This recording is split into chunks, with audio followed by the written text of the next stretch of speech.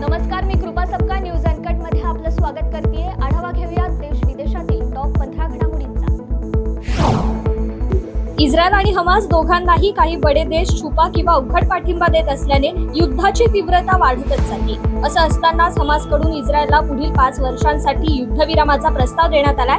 Hamas संघटना पुढील 5 वर्षात इस्रायल विरुद्ध हत्यारही उचलणार नाही असा शब्द देण्यासही हमास तयार आहे। पण हे करण्यासाठी हमासने इस्रायल समोर एक अट ठेवली आहे। हमासच्या म्हणण्यानुसार ते 5 वर्षांच्या युद्धविरामाला तयार आहेत। इराण आणि इस्रायलमध्ये संघर्षाची स्थिती निर्माण झाली आहे। इराणने केलेल्या हल्ल्यानंतर अमेरिका आक्रमक झाली असून इराणसोबत व्यापार करणाऱ्या जवळपास डझनभर कंपन्यांवर अमेरिकेने बंदी आणण्याचा निर्णय घेतलाय। विशेष म्हणजे इराणशी संबंध ठेवणाऱ्या 3 भारतीय कंपन्यांवर देखील अमेरिकेने कारवाई केली आहे। अमेरिकेच्या म्हणण्यानुसार या कारवाईमध्ये मुख्य कंपनी सहारा थंडर ही आहे। याच कंपनीने ड्रोन्स विकण्यास मदत केली। कॅम्पस परिसरात अनधिकृत विद्यार्थ्यांच्या नेतृत्वाखालील पॅलेस्टाईन समर्थक आंदोलनात भाग घेतल्याबद्दल भारतीय वंशाची विद्यार्थिनी अचिंथ्य शिवलिंगम हिला अमेरिकेतील प्रिन्स्टन विद्यापीठातून अटक करण्यात आली आहे। तिच्यावर आता शिस्तभंगाची कारवाई करण्यात येणार आहे। गाझामधील इस्रायल हमास युद्धाविरुद्ध UAS मधील प्रमुख विद्यापीठांमध्ये सतत निषेध सुरू असताना हा प्रकार घडला। इस्रायल आणि गाझामध्ये सुरू असलेल्या युद्धामुळे गाझात मानवीय संकट निर्माण झालंय। गाझातील लोकांना मदत मिळावी यासाठी अनेक जण प्रयत्नशील आहेत। नोबेल पुरस्कार विजेत्या मलाला युसुफजाईने गाझाच्या समर्थनार्थ पाठिंबा दिलाय। गाझावर हल्ला करणाऱ्या इस्रायलचा युसुफजाई यांनी निषेध केला असून गाझामधील फिलिस्तीनींसाठी पाठिंबा दर्शवलाय।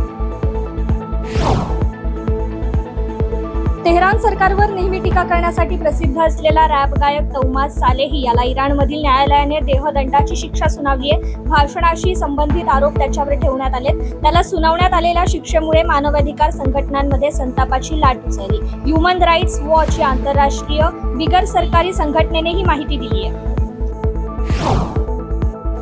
चीन आणि बांगलादेशच्या सैन्य दलांमध्ये पुढील महिन्यात पहिल्यांदा संयुक्त युद्ध सराव सुरू होणार आहे। पीपल्स लिबरेशन आर्मीच्या वतीने आज याबाबतची अधिकृत घोषणा करण्यात आली। चीनच्या सैन्य दलाची एक तुकडी पुढील महिन्यात बांगलादेशला जाणार आहे। या युद्ध सरावाला गोल्डन फ्रेंडशिप 2024 असं नाव देण्यात आलंय। संयुक्त राष्ट्राच्या शांती पथकाने प्रशिक्षण आणि दहशतवाद विरोधी कारवाईसाठी हा सराव केला जाणार आहे।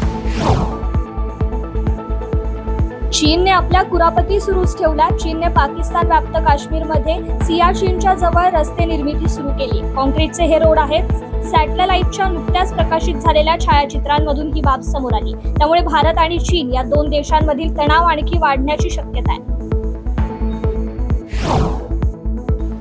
मालदीवप्रमाणेच बांगलादेशात इंडिया आउट मोहीम राबवण्याचा बांगलादेश नॅशनलिस्ट पार्टी या विरोधी पक्षाचा प्रयत्न पूर्णपणे अपयशी ठरलाय। Bangladesh chamber of commerce and इंडस्ट्रीचे मोहम्मद अब्दुल वाहिद म्हणाले की इंडिया आउट मोहिमेचा व्यवसायावर काहीही परिणाम झाला नाहीये। मणिपूरसह भारतात अन्यत्र झालेल्या कथित मानवी हक्क उल्लंघनाबाबतच्या अमेरिकेच्या अहवालाचे भारताने काल तीव्र शब्दात खंडन केलंय। अमेरिकेचा अहवाल अतिशय पक्षपाती असून त्याला आम्ही महत्त्व देत नाही, कारण त्यातून भारताबाबतचा त्या देशाचा अत्यंत दूषित दृष्टिकोन प्रतीत होतो, अशी टीका परराष्ट्र व्यवहार मंत्रालयाने केली आहे। रेमंड कंपनीचे अध्यक्ष गौतम सिंघानिया आणि त्यांची पत्नी नवाज मोदी सिंघानिया यांच्या घटस्फोटाच्या प्रकरणाला आता वेग आलाय। नवाज मोदी यांनी रेमंड ग्रुपच्या 3 कंपन्यांच्या संचालक मंडळातून काढून टाकण्यात आल्याचं वृत्त आहे। नवाज मोदी आणि गौतम सिंघानिया यांच्यातील तणाव वाढत असल्याचे या कारवाईवरून स्पष्ट झालंय। चंद्राच्या पृष्ठभागावर लाखो वर्षाच्या काळात अनेक उल्का लघुग्रह धडकले आहेत। त्यांच्या या धडकेमुळे चंद्रावर अनेक खड्डे विवरे पाहायला मिळतात। चंद्रावर वातावरण नसल्याने हे खड्डे जसेच्या तसे असून कायम आहेत, ते भरून जात नाहीये। एका लघुग्रहाच्या धडकेने चंद्राचा एक तुकडा अंतराळात उडाला। आता हाच तुकडा स्वतःच एक लघुग्रह बनून सूर्याभोवती फिरत असल्याचं खगोलशास्त्रज्ञांना आढळून आलंय। सर्वोच्च न्यायालयाने बॅलेट पेपर बाबतच्या सर्व याचिका फेटाळून लावत EVM वरच निवडणुका होणार असल्याचं स्पष्ट केलंय। सर्वोच्च न्यायालयात EVMच्या वापराला आव्हान देणाऱ्या याचिका दाखल करण्यात आल्या होत्या। या याचिकांवर झालेल्या सविस्तर सुनावणीनंतर अखेर सर्वोच्च न्यायालयाने EVM व्हीव्हीपॅट विरोधात दाखल करण्यात आलेल्या याचिकेवर निकाल दिला। या सर्व याचिका फेटाळून लावताना न्यायालयाने मतदान EVM वरच होईल असं स्पष्ट केलंय।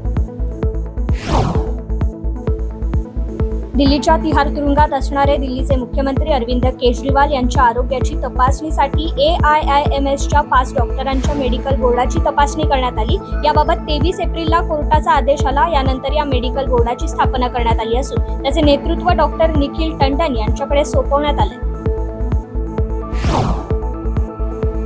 अभिनेते आणि भाजप खासदार रवी किशन यांना मुंबईतील न्यायालयाकडून मोठा दिलासा मिळालाय। न्यायालयाने शुक्रवारी एका 25 वर्षीय महिलेची याचिका फेटाळून लावली, ज्यात तिने रवी किशन यांची DNA चाचणी करण्याची मागणी केली होती।